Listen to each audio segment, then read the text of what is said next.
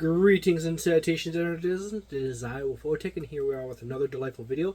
This time we are talking about Mega Dungeon Maker, a D100 dungeon chambers generator. It's published by Severed Books, printed in Moline, Illinois. And this is just one of those little books that you pick up off of Amazon that doesn't really have a author per se. It's just one of those mystery books that gets produced. And this is really the only text in the very front. It gives you the basic instructions for generating dungeons. And then here's the next piece of information. And then throughout this entire book, each page is associated with a number. So you got page one, number 1, number 2, number 3, number 4, number 5, 6, 7, and you know on and so forth. It goes all the way up to here, which is 100 for the regular pages. And then you got a D20 section for boss chambers, which gives you these as an example for boss chambers.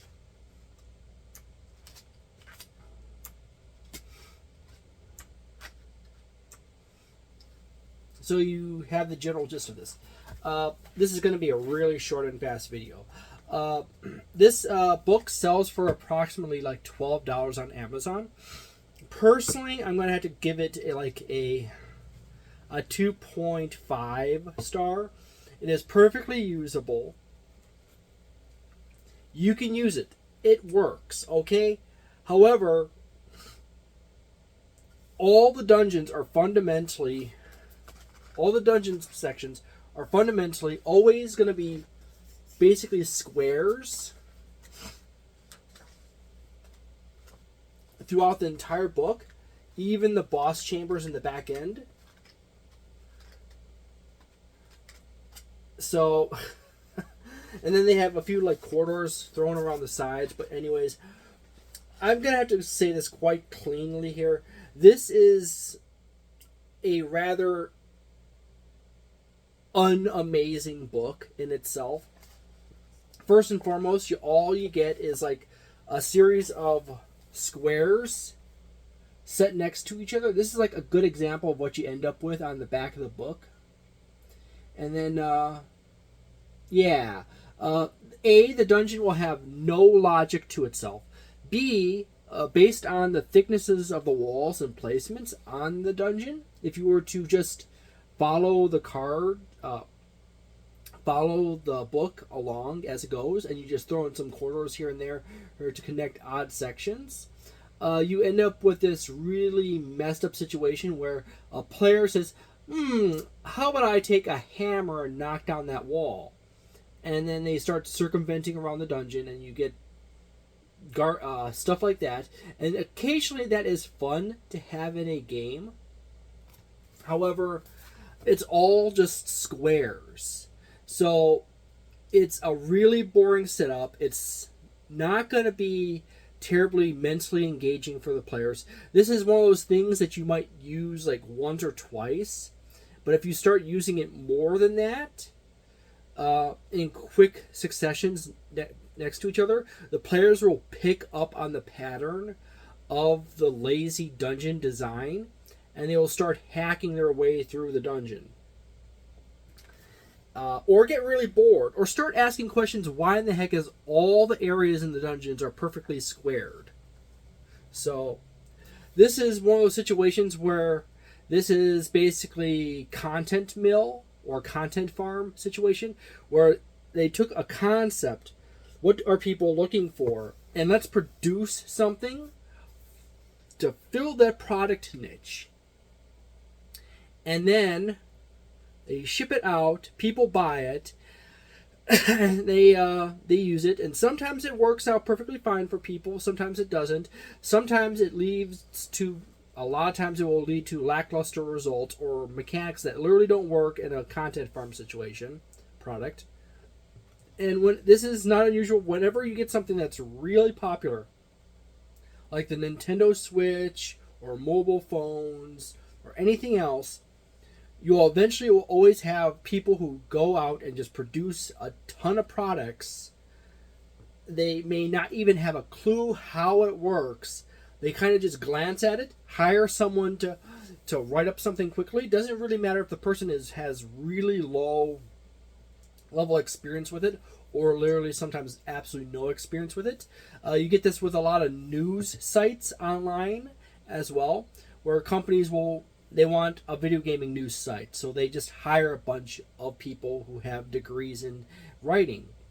It doesn't matter if they have any experience with playing video games.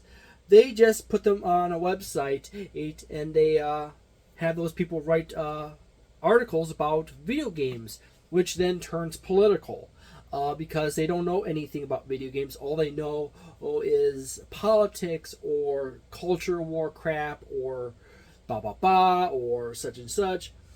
You get this weird situation where you have a site that was marketed towards one thing in another situation, say like IGN, where they're just terrible with video games. They're just terrible. But they know their movies. They're actually pretty good. Their website is originally branded as a video gaming site. It's a company that's basically a bunch of people who were into movies and TV shows and novels that ended up with a job in video game news and culture. And over time, they ended up, because they couldn't make it as a strong video gaming news site, they eventually crept towards movies and TV shows and stuff like that. And I'm good with that. You know, it's one of those situations where they eventually get to the thing that they're actually decent at and stop hanging out in the area in which they are completely garbage at. But anyways, this is one of those really, really content farm product produced items that just gets tossed into something that's popular at a moment, and it's not terribly amazing. It's just taking the basic concept of something else, and this literally references it on the backside of the book, that it's basically based off a dungeon dealer's deck. So this is a derivative product of a derivative product of something else. So there you go. As I said, it's like a 2.5. It works. It's not great. If you really want to come up with cool dungeons on a fly, sometimes it's just more fun to get a piece of graph paper out and just start drawing and doodling away randomly, or do what I do sometimes and just make it up in the middle of session sometimes, you know. That's my favorite thing to do sometimes. It's just literally make up entire sections of dungeons on the fly in the middle of a session, and then draw it as I'm going along. But anyways, if you truly want to be good at designing dungeons, first and foremost, there's tabletop dungeons, there's video game dungeon concepts, and then there's real world dungeons. And they're all different. Okay, but you can take stuff from one area to another and still have it work. Awesome thing is you can take video game dungeon concepts and stick them into your TTRPGs, and it works out fine. Sometimes. Well, actually I should say not all the time, not sometimes, but half the time. Slightly more, depending on what you're grabbing from, you know. If you're taking from Legend of Zelda, you take from old Legend of Zelda or newer Legend of Zelda, you don't necessarily have the magic items to replicate the effects of, like, say a magic cape that makes you invisible, that allows you to pass through bumpers and various other weird objects. Think of Link to the Past or something like that, or magnetic gauntlets. It's like in the Four Seasons, or good grief, there's Four Seasons, and I'm having a brain fart on its sister companion title. There's Ages, Oracle of Ages, and Oracle of Seasons. Yes, Oracle of Ages and Oracle of Seasons. There's a magnetic gauntlets that you can use to pull yourself across chasms to grab onto things. That's a really fun item. You would end up having to literally create that homebrew item if you want to use classic Legend of Zelda concepts in your game. You can do that in TTRPGs. TTRPGs are awesome for all that stuff. You can also look into classic dungeons. Interestingly enough, most classic dungeons are actually towers as opposed to tunnels or caves. They're usually always the tallest tower or in a castle. But that's what you want to look into sometimes. You want to like invert the paradigms a few times here and there, and surprise your players with a dungeon that actually is just a tower that goes into the sky, also called a wizard's tower in some situations. A lot of that stuff can be easily gained by watching movies, playing video games, or looking into a little bit of history. Like sometimes it's just handy to look into some books on various topics and learn some other things about that. And you will get far more from like playing a Legend of Zelda game or watching a documentary. Something like this is like a stopgap item to fill a niche in there, and I do not recommend this at all. This is not a terrible product, but you're spending money for a book that you may only, you may only use a few times before you get bored with the idea of it. You got pits, and it's really, your traps are basically pits in this thing. Whoever put this together had an extremely simple understanding of TTRPG, tabletop role-playing games, because they will do stuff like this, where they'll take two enemies and stand them there, and they'll stick a pit there. You know, that's neat. You got two enemies standing next to each other, and you got a pit. And it's a nearly perfect square room in itself. And it's just gonna sometimes result in players like having this weird moment of like, why is this dungeon all square or structures or rooms if they're mapping it? Or why is it this way, or why is it that way? Why is it literally just a bunch of pits and a few enemies standing around in a room? It's all squares, all the way down squares, and you can use this. It's just not going to be great, okay? It's just that simple. It's a 2.5 at the best.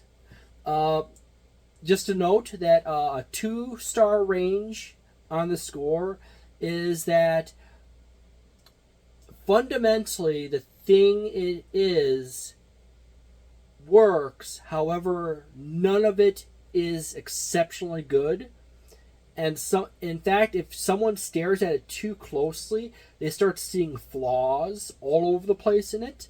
But all the flaws are just minor flaws that you can get past or walk around if you don't stare at it too closely. A 1-star territory is like, this thing literally is loaded with glitchy concepts, really dumb ideas that it's immediately going to start causing problems. And it's far too expensive for the problems in design. A 3-star range is perfectly fine, workable. It is not always the most amazing thing. It's not always the most terrible thing, but it's a good working zone for things in for whatever you're doing, because there's a lot of content, or it's at really good price, and there's a nice decent variety to it that people can get a good use out of. It's just not the most amazing thing or the most comprehensive thing. A 4-star range is like, highly recommend. There is tons of really cool ideas in this thing. Just go all out on this. It's really cool. I do recommend it.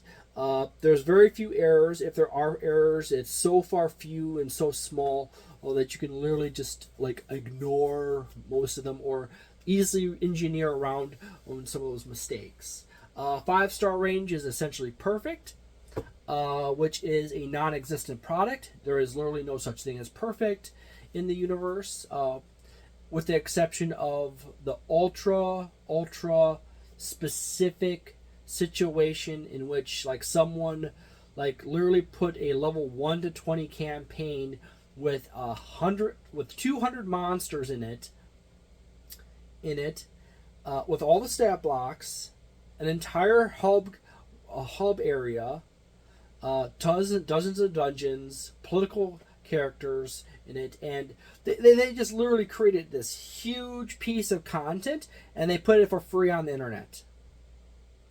They put it for free on the internet in a PDF, and you can just download it. And the price is so low, and the content is so massive, that it covers so many different things that you literally get something that you can always use for a price of nothing. And that's like perfect content right there. It's the price is super low, and it's incredibly massive, and you get everything in it almost. And whatever's not in it is irrelevant because it's free. That's the 5-star situation. This is a 2.5 situation. This is like, it works. It's really dull. It's really simple. You can get other products that do this kind of thing, or you can literally just do it yourself at this level of quality on the fly for cheaper. Yeah, it's that weak 2.5 star range. If there was some really dumb stuff, like, oh no, there's like 20 pages missing and it was costed at $29.95 instead of $12, then I might be looking like, yeah, there's like this, or they really botched up the instructions in the front of the book and didn't give you some quarter options in the corner, or basic demonstration in the back, or a notes section in the book. That's a nice feature too. There's a few pages there just for notes. Then you have a potential 1-star territory product, but that's that. Okay, it's a 2.5. I do not recommend it unless you have money to throw away and you have no creativity yourself, which sometimes I've come across us dungeon masters online that are literally incapable of any form of creativity whatsoever, and it's actually kind of disturbing sometimes. So thank you very much for watching this video. I hope you have a delightful day, a nice night, a wonderful week, and a magnificent month. And for whatever strange reason you want to buy this product, I will have a link to it in the description of this video.